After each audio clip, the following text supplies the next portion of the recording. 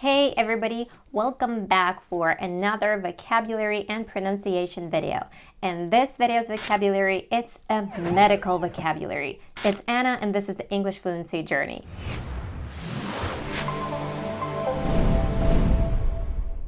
This is a huge theme that contains a lot of words and terms, and it's just impossible to mention all the words, but it's a really important topic.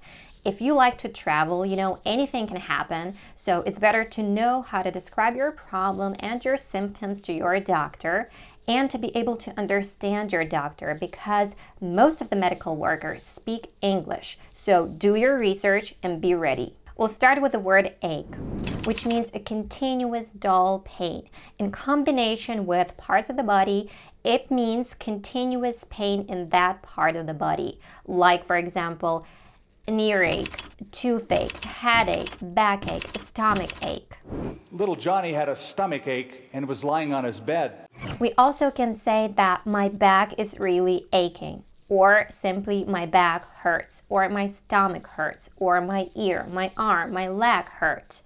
With the word headache, it's the most common way to say that my head hurts. I'm having a headache. If we say a heartache, we mean emotional pain, but we can say I'm having chest pain or my heart hurts. And also we can say a back pain, a tooth pain, etc. Ache. The pronunciation is pretty simple. It's a one-syllable word. We start with the A diphthong and then we have the K sound. K. Ache. Example sentence. I've got a terrible shooting earache, an unbearable headache, and a sharp stomach ache. That's a pretty bad picture. I hope you'll never feel such pain all at once. And pay attention to those adjectives that we use to describe our pain. Let's move on to the next word, which is wound. Wound, it's a damaged area of the body like a cut. It usually means that skin is torn or punctured and bleeding. The pronunciation, wound. We have the W sound and the long U sound here. So for both of these sounds, we have to push our lips forward. W. And here we're already in the position for the long U sound. We go a little bit higher in pitch and we're stretching this sound. Woo. Then we have to bring the tip of the tongue to the roof of the mouth behind the top front teeth for the N. And then from that position, we release the D sound. Wound. Don't make the sound short, wound, wound. Make it a little longer, wound. But I think a lot of times what happens is people bond wound to wound.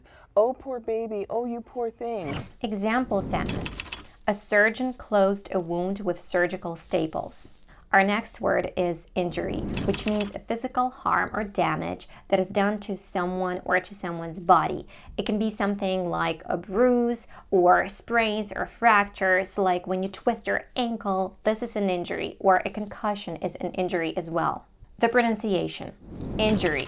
We start with the relaxed A sound, then we have the N, in. Then we have the J sound with the schwa, inj, and then we have the R with the long E sound, injury, injury. Has to necessarily do anything consciously to make the injury take place or to get in the way of the injury. In fact, sometimes we talk about racism. Example sentence. I've got an old injury that reminds me of its existence every once in a while. So the difference between a wound and an injury is that a wound, it's usually torn skin that is bleeding, and an injury, it's when a person is physically hurt.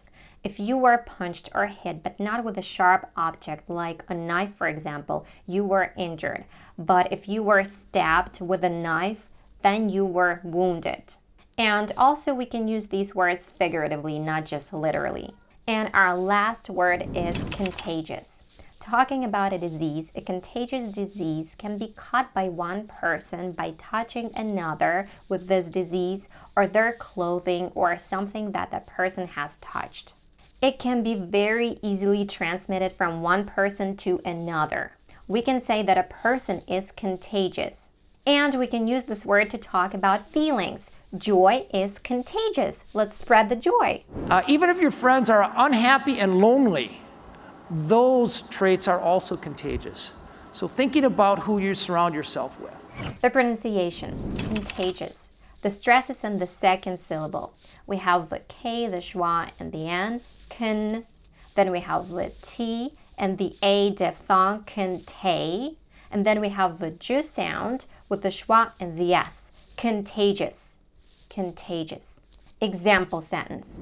A new strain of flu is very dangerous and contagious.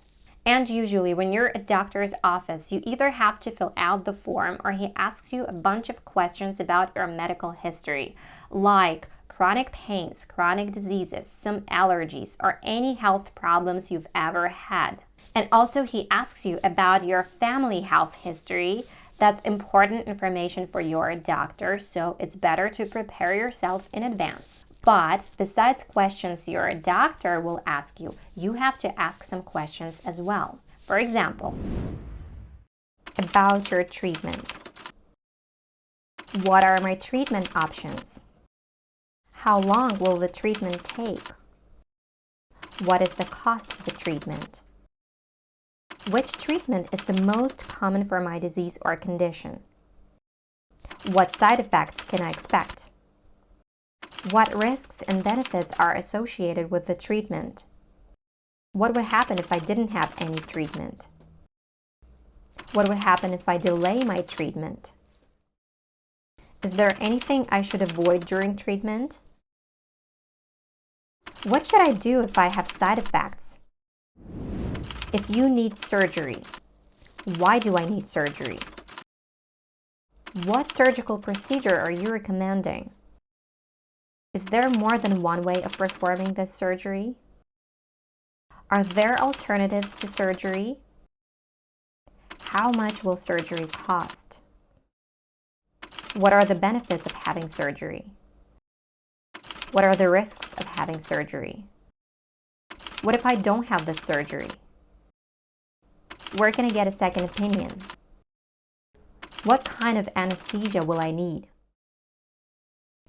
How long will it take me to recover?